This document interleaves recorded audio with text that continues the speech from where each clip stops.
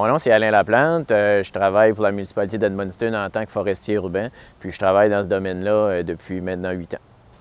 Les grandes responsabilités d'un forestier urbain, c'est surtout au niveau de la planification. Donc, il faut faire de la planification au niveau de la plantation d'arbres, de l'entretien des arbres, puis vraiment avoir une vision à long terme du patrimoine forestier de la municipalité dans laquelle on travaille.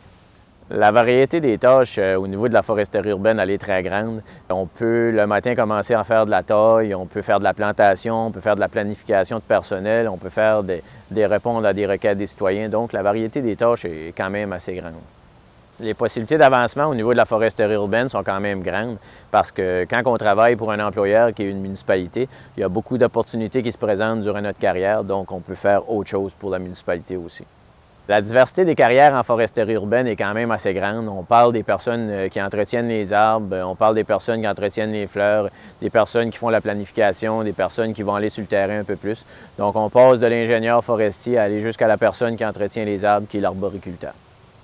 Point de vue technologique, ce qu'on utilise beaucoup au niveau de la foresterie urbaine, c'est les systèmes de navigation, si on parle des SIG ou des GPS. Oui, on a des arbres dans une municipalité, c'est important de connaître ces arbres-là puis de savoir exactement où ils sont pour en faire une planification au niveau de la municipalité. Bien, à la base, mes études, moi, j'ai un baccalauréat en sciences forestières. Ça ne m'a pas amené au titre de forestier urbain comme tel. Une fois qu'on a suivi cette formation-là, il faut se spécialiser puis aller chercher vraiment l'information qu'on a de besoin pour œuvrer en foresterie urbaine. Donc, à quelque part, il faut être autodidacte, mais il faut aussi aller suivre la formation en foresterie urbaine plus spécifique.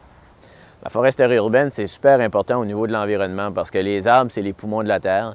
Plus qu'on plante d'arbres, plus qu'on prend soin de nos arbres, plus qu'on va en avoir en milieu urbain. Puis ces arbres-là, c'est le futur, vraiment. Il faut avoir des arbres pour avoir une bonne qualité de l'air. Donc au niveau de l'environnement, c'est super important.